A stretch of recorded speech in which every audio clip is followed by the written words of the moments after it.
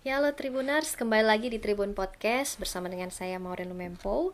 Saat ini spesial karena kita sudah kehadiran narasumber kita, yaitu Ketua KPU Minahasa Utara, Bapak Hendra Lumanau.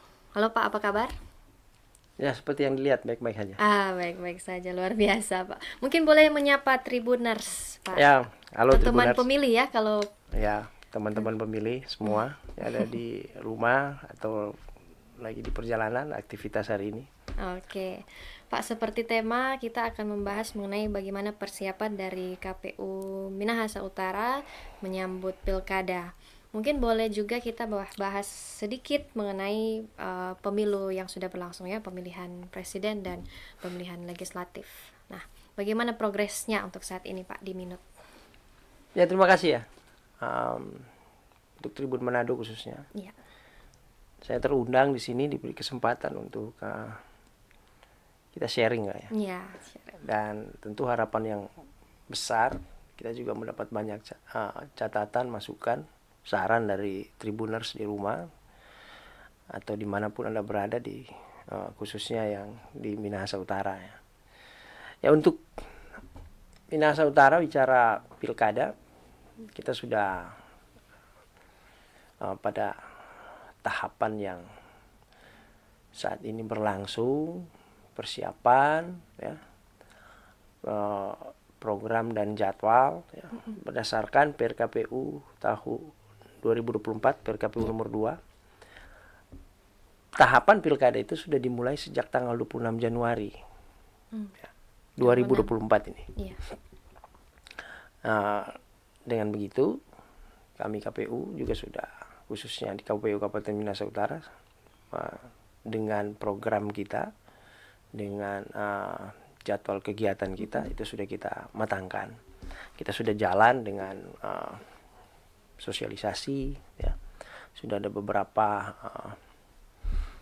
titik lokasi desa dari 131 desa yang ada di Minahasa Utara, 6 kelurahan ya, 125 desa. Sudah ada beberapa yang kita jangkau. Saya sepekan yang lalu turun ke desa di wilayah Kepulauan Bantehage untuk sosialisasi jadwal tahapan pilkada. Jadi itu memang agenda kita. Kita akan sentuh 131 desa di tengah-tengah tahapan pilkada yang lainnya yang berjalan. Ya kan? Jadi ini kita sudah siapkan supaya memang benar-benar masyarakat kita juga di Minahasa Utara sudah siap untuk berperan dalam partisipasi. Karena partisipasi ini kan luas, tidak hanya bicara partisipasi dia datang ke TPS, wajib memilih pada hari H tanggal 27 November. Lanjutnya bersama dengan KPU Provinsi juga kita di koordinatori. Saat ini kita sedang dalam ruang partisipasi masyarakat juga. Jadi KPU Provinsi menggelar peluncuran tahapan pilkada untuk tingkat provinsi. Itu kita semua 15 kabupaten kota termasuk Minahasa Utara juga ambil bagian. Salah satu di situ adalah festival anggaran. Jadi kita menayangkan anggaran berkegiatan yang ada.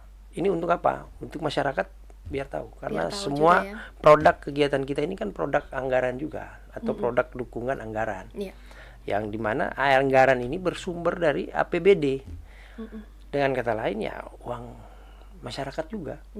Jadi penting kita menginformasikan kepada masyarakat. 43 miliar yang diberikan lewat APBD Minahasa Utara untuk KPU kelola pada pilkada ini. Selain kesiapan dari anggaran itu juga, kita juga telah menetapkan untuk jingle pilkada ya, untuk maskot pilkada ya. Maskot pilkada itu kita tetapkan dan kita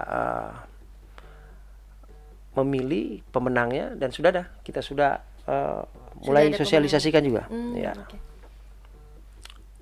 Kira-kira itu dulu ya untuk pilkada. Oke, baik Pak. Nah kalau mengenai kita ini kan dari tadi Pak bilang partisipasi dari masyarakat ya. Bagaimana kalau dari partisipasi masyarakat di pemilu kemarin Pak? Dan kemudian bagaimana dari KPU Minahasa Utara untuk meningkatkan partisipasi dari masyarakat untuk menjelang pilkada nanti? Iya. Target nasional untuk pemilu 2024 tingkat partisipasi masyarakat itu sebesar 79,5%. Iya. Target Naik nasional. dari 2019 target nasionalnya 77,5%.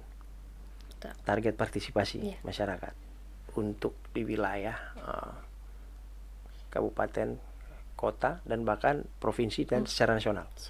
Nah, untuk Kabupaten Minahasa Utara pada pemilu ini kita perlu memberikan apresiasi yang setinggi-tingginya buat wajib pilih untuk masyarakat di Minahasa Utara. Karena kita menembus atau melampaui angka target nasional. Kita ada di angka 82,9% Melampaui tingkat 82,9%. partisipasi masyarakat. Saya bangga, saya senang karena ini salah satu juga indikator penunjuk bahwa warga Minahasa Utara semakin melek demokrasi. Betul. Partisipasinya semakin kuat dan mereka memang mau dan menyadari hak kedaulatan rakyat yang ada di tangan mereka. Oke. Untuk ke depan pilkada, ya kita berharap bagaimana menjaga, bahkan meningkatkan kata apa ya, motivasi, kata bijak bilang apa, menjaga itu jauh lebih berat tugasnya kan, Ya, betul. daripada meraih. Betul. Karena ada beban bagaimana untuk lebih meningkatkan. Kira-kira itu. Ya. Karena sudah targetnya itu capaiannya sudah cukup tinggi ya Pak untuk target masyarakat, partisipasi masyarakat di Minot ya Pak. Nah, untuk pilkada sendiri kira-kira apa mungkin program di saat pemilu kemarin dalam hal sosialisasi ke masyarakatnya itu seperti apa, khususnya kalau di KPU Minot, sosialisasi kepada masyarakat apakah turun langsung atau mengandalkan media-media yang ada, itu seperti apa Pak? Iya, inilah pilkada ya. Kita secara hierarki diberikan ruang untuk berkreasi dan berinovasi. Iya. Khususnya lagi bagaimana kita untuk menjangkau setiap program kita sampai ke masyarakat. Ya. KPU Minahasa Utara tentu punya langkah-langkah kiat. Itu yang saya katakan tadi. Salah satu yang kita buat, ini yang di pemilu kita tidak lakukan, tapi karena di pilkada kita punya ruang yang lebih lokal sifatnya, ya, itu kita manfaatkan. 131 desa dan kelurahan, itu kami lakukan terobosan. Per desa, per kelurahan kita datangi. Ya. Langkah awal kita jangkau adalah tokoh masyarakat, tokoh agamanya, tokoh pemuda, pemerintah, ya. Kita libatkan di sana untuk bersama-sama kita bicarakan pilkada. Dan sudah sementara Ya, dilakukan. dan sementara sedang kita lakukan. Biar benar-benar pilkada ini terasa milik masyarakat juga. Itu yang kita bangun. Itu yang ingin kita terapkan dalam proses upaya kita mendidik pemilih atau wajib pilih agar mereka melihat pilkada ini adalah milik mereka. Karena produk pemimpin itu adalah produk masyarakat kan sebenarnya. Ya. Kita lakukan pendewasaan di sana. Kita ajarkan mereka bagaimana memilih yang demokratis. Kita menyadarkan mereka bahwa produk ini adalah produk kedaulatan rakyat. Ya kan? Pemilu itu apa sih? Undang-Undang 7 2017 menyebutkan, mendefinisikan pemilu itu adalah apa? Sarana untuk sarana kedaulatan rakyat untuk memilih wakil rakyat, presiden, wakil presiden, atau pemimpin kita di daerah. Jadi itu langkah-langkah yang kita buat selain terobosan-terobosan digitalisasi yang kita lakukan. terobosan digitalisasi di bawah koordinator dari divisi partisipasi masyarakat, ketua divisinya kolega saya Pak Rizky. Ya, kita buat terobosan digitalisasi. Bahkan layanan-layanan one stop service kita untuk menjangkau itu kita kita kemas dalam informasi-informasi digital lewat media platform media sosial yang kita punya. Dengan beberapa trik upaya kita untuk menjaga dan bahkan meningkatkan tingkat partisipasi masyarakat. Oke, jadi seperti itu. Ada yang sudah sementara dijalankan, itu yang lebih lokal lagi ya. Sudah jalan. Nah, Pak, kalau misalkan dari mengenai respon masyarakat sendiri seperti apa, Pak, sejauh ini? Kan sudah turun langsung ke lapangan ya, mensosialisasikan mengenai tahapan-tahapan pilkada. Nah, dari masyarakat sambutannya seperti apa? Ya, sangat excited ya. Mereka merasa memang KPU itu adalah bagian dari mereka. Dan memang itu harusnya demikian. Makanya KPU ini kami selalu diajarkan ya. Ketua KPU RI Pak Hasyim Asyari selalu menyampaikan bahwa kita ini lembaga layanan. Dan saya ini sebagai penyambung lidah dan pembawa informasi pimpinan ke jajaran, saya harus sampaikan, saya tingkatkan, kita ini adalah lembaga layanan. Ada 2 objek layanan kita, yaitu wajib pilih masyarakat, yang kedua adalah pesertanya, peserta pemilu maupun peserta pilkada. Jadi lewat layanan ini ya kita harus mampu membuat wajib pilih masyarakat itu memang juga mereka merasa dipuaskan, ya kan.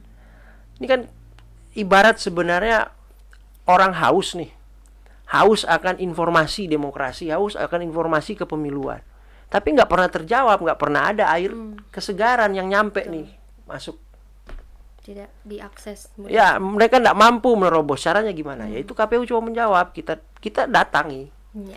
Nah, Minahasa Utara ini kan daratan Minahasa yang punya keunikan. Kenapa saya bilang keunikan? Karena daratan Minahasa itu tidak identik dengan wilayah pulau kan. Sebenarnya kan Nusa Utara sebenarnya pulau, kepulauan kan. Tapi di Minahasa Utara ini uniknya di situ.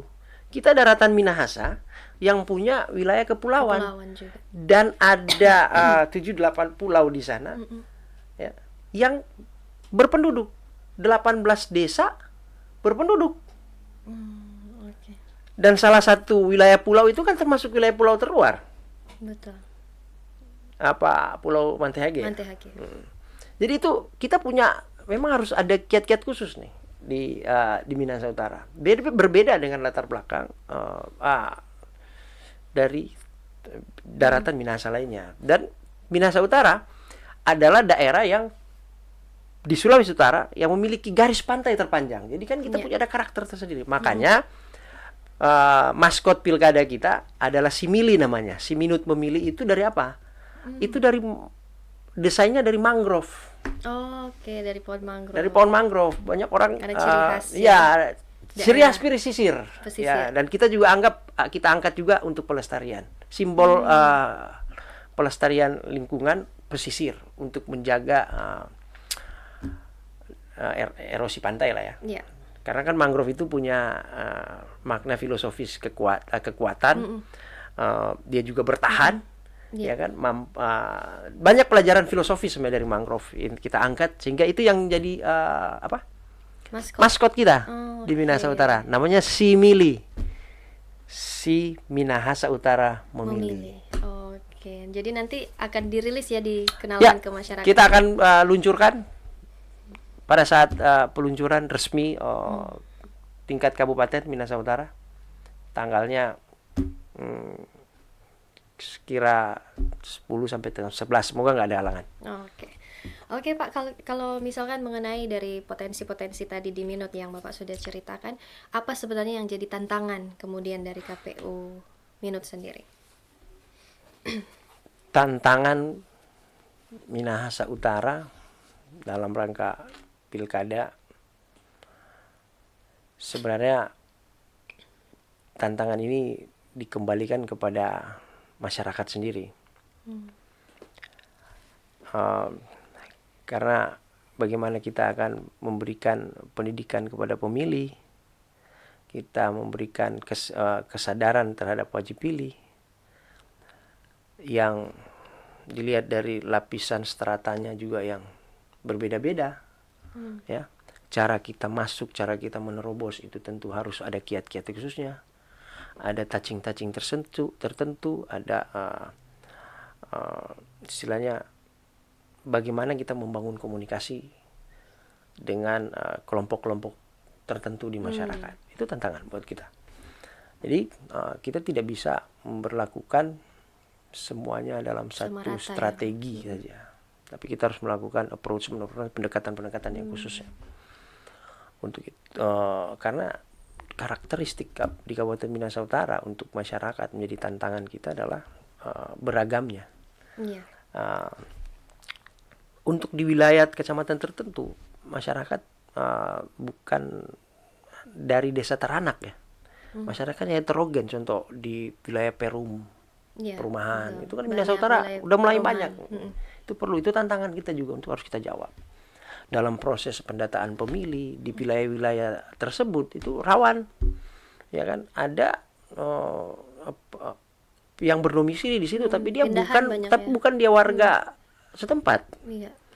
Ya, rawan dalam apa? Kalau kita tidak hati-hati, kita tantangan ini kita tidak mampu jawab secara mitigasi, ya, melihat ini dari awal potensi persoalan, ya tentu ya bisa saja ini jadi resiko, jadi persoalan, potensi jadi masalah.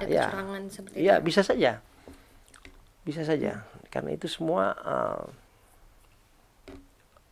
muncul dari mana kondisi di masyarakat itu sendiri. Jadi intinya bagaimana kita mau mendewasakan masyarakat dalam proses demokrasi, membuat mereka sadar benar-benar tentang kedaulatan mereka, sehingga ya saya yakin itu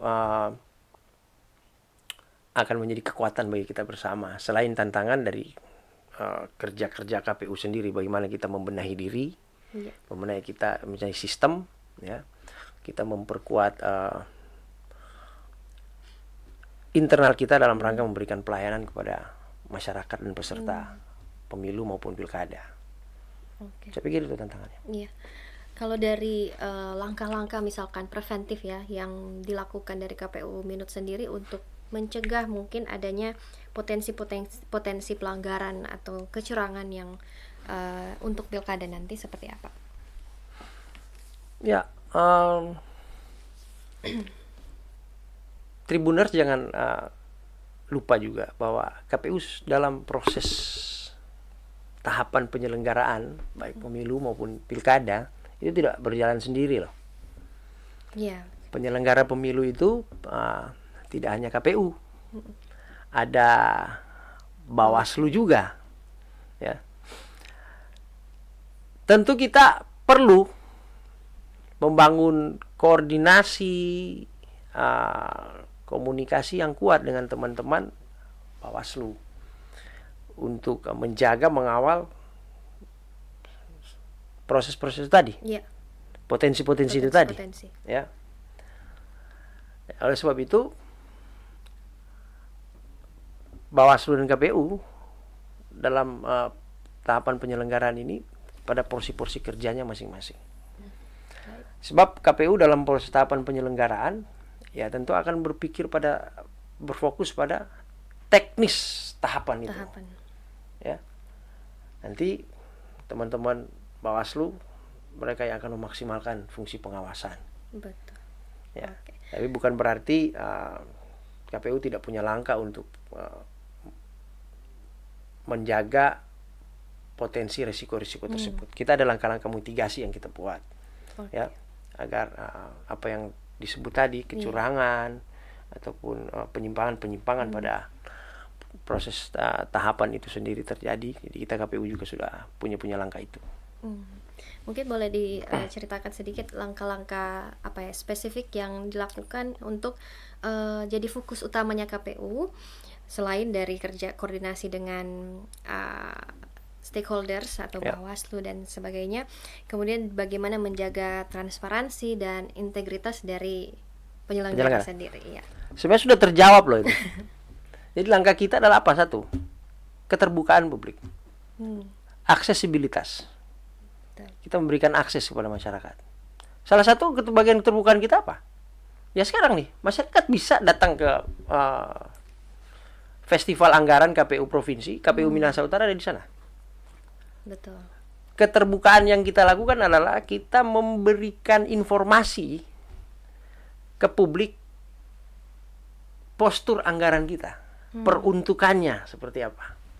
Itu bentuk transparansi. Silakan supaya masyarakat bisa mengawal. Itu salah satu langkah kita. Supaya kita juga diawasi secara melekat. Makanya partisipasi itu kan bukan hanya, sekali lagi, partisipasi masyarakat itu bukan hanya Bukan nantinya saja dia pas datang di memilih ya. TPS. Tapi pengawasan juga ada. Iya, itu namanya fungsi partisipatif masyarakat. Betul. Ya, makanya kita buka itu. Kita buka ruang aksesibilitas. Kita buka layanan yang dapat dijangkau oleh masyarakat. Karena ini prinsip asas yang perlu kita junjung tinggi. Dan tentu ya secara internal kita juga tentu lebih berhati-hati kan. Ya. Wah, ini kita ditonton nih diawasi, semua. ya. Kita diawasi. Itu. Proses-proses rekrutmen seperti ini, PPK, PPS, bahkan sampai KPPS nanti itu juga kita buka, kita buat secara terbuka. Luas, ya, untuk masyarakat ya. Bahkan kita berikan kemudahan. Mereka yang mungkin di daerah pesisir bisa lewat sistem dulu mereka mendaftar. Nanti berkasnya bisa dibawa langsung pada saat ketika sudah tuntas mereka melakukan penginputan, penguploadan di sistem Siakba. Jadi kita berikan kemudahan-kemudahan. Yang tujuannya juga untuk menjaga proses itu. Iya, betul. Dan setiap tahapan itu kita lakukan terbuka. Kita buka ruang publik untuk menyampaikan informasi supaya itu publik juga mengawasi kita. Dan saya pikir ketika itu berjalan dengan baik, integrasi kita juga integritas juga kita akan semakin dibentuk, semakin kuat ya. Oke. Semoga mau Baik. berjalan sesuai harapan. Iya, siap.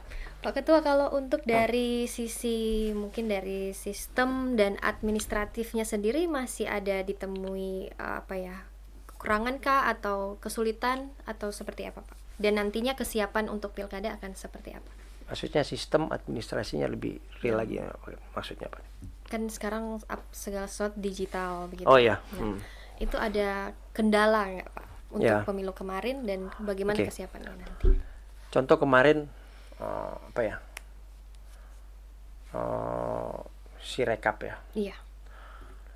Ya sebenarnya kita menginginkan, merindukan seperti banyak masyarakat juga menginginkan dan merindukan. Kita juga kan KPU bagian dari masyarakat sebenarnya. Iya.